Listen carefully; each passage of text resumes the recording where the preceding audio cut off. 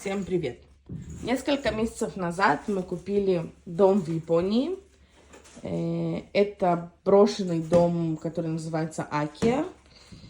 Сегодня я хочу вам показать, что мы уже успели изменить в этом доме, какой ремонт мы уже успели сделать. И немножко расскажу о том, сколько чего стоит. Итак, за сам дом всего мы уплатили 2 миллиона где-то 700 тысяч йен. Как бы сама цена дома 2 миллиона 500. И все остальное это уже расходы риэлтора и налоги. Вот, значит, в Японии существует система, что, к примеру, если вы переезжаете из Токио в какую-то другую префектуру, мы переехали в Ямагучи, это довольно далеко от Токио, грубо говоря, это другой конец Японии. Вот, и нам государство за это платит деньги, за то, что мы покупаем в этой префектуре жилье. Итак, мы купили дом, собственно. Вот, изначально нам сказали, что когда мы будем делать ремонт, нам просто вернут, допустим, стоимость, ту сумму денег, которую мы заплатим за ремонт, от нее нам должны были вернуть половину. Как оказалось, все намного лучше. То есть, если мы изначально рассчитывали, к примеру, на сумму там в 1 миллион йен, которую мы бы могли получить возврата, да, вот, мы получим намного больше, это очень радует, вот, потому что, что делает мэрия, значит, они берут стоимость только дома, без земли, то есть, например, наша стоимость земли это 1 миллион йен, и стоимость дома 1,5 миллиона йен, вот, значит, как бы, и когда они присылают, да, мы можем взять только рабочих от мэрии, то есть которых они нам предоставляют. После того, как они уже сделают смету, рассчитают, сколько почем нам будет стоить ремонт, вот, то тогда мэрия берет эти деньги, которые, стоимость ремонта, плюс стоимость только дома, что у нас это 1,5 миллиона йен. Вот, это все приплюсовывает, и со всей этой суммы нам платят половину. Вот, это достаточно неплохо. То есть на эти деньги можно продолжить ремонт, то есть сделать дальше. Вот, и получается, что нам, как сказать, дело в том, что мы хотели довольно быстро переехать сюда, и мы, к сожалению, не смогли взять достаточно времени для того, чтобы посмотреть, посмотреть, может быть, какие-то другие фирмы, или посчитать, что нам выгоднее, например, делать. Вот, и поэтому решили, что мы будем делать ванную. Сейчас мы туда пойдем. Это уже комната, которая отремонтирована. Могу сейчас сказать, что здесь нам сделали новый пол. До этого он был ужасный. Я покажу сейчас 2 комнаты на 1-м этаже. Я туда не пойду, потому что пол в очень аварийном состоянии. То есть, когда были рабочие, мы смотрели, что находится внизу. И там, конечно, нету никаких ни опор. Там, извините, даже гвоздей в балках нету. Вот, в общем, уникально построен. Так вот, собственно, мы отремонтировали ванную, и там была еще одна комната, мы совместили это в одну, и сейчас я покажу вам, как это все получилось. Итак, у нас здесь новая дверь. Сейчас включим свет. Вот, продолжая, собственно, разговор о том, сколько чего нам должны вернуть. То есть, грубо говоря, если за ремонт вот этой комнаты, вот этих 2 комнат вместе с ванной, нам обошелся в 2 миллиона 35 тысяч йен.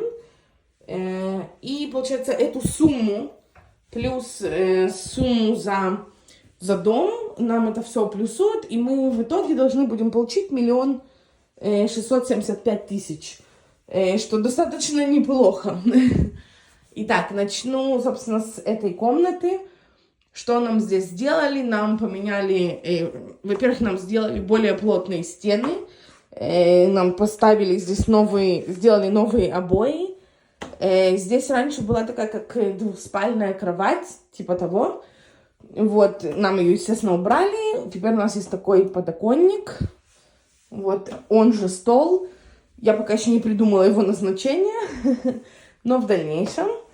Вот, значит, дальше нам поставили новый пол. Единственное, что, да, к сожалению, оконные рамы остались старыми, как и потолок. Вот, но не будем об этом.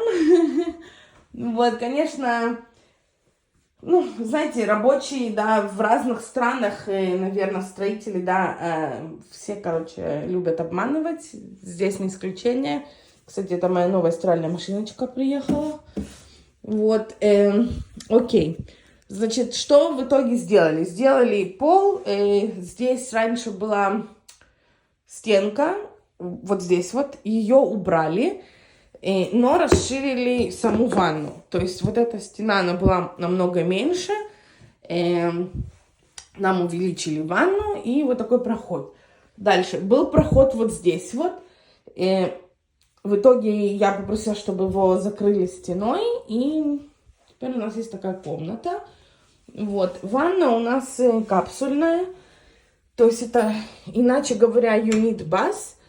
Это означает, что двери, стены, пол, электроника, вентиляция, свет, все как бы вот, грубо говоря, это комната в комнате. Вот, то есть, во-первых, она очень интересно построена, она в подвесном состоянии, скажем так. То есть, ну, как сказать, сама ванная не стоит на каком-то полу, она в подвешенном состоянии, и она держится благодаря стенам. Вот.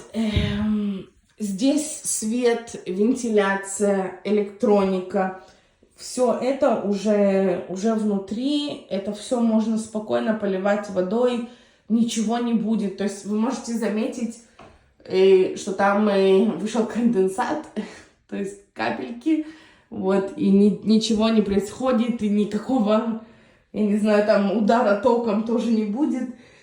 Вот такая вот симпатичная ванная, тоже зеркало, есть полочки. Вот, единственное, что меня смущает, конечно, это окно в ванной. Мне не очень комфортно с ним.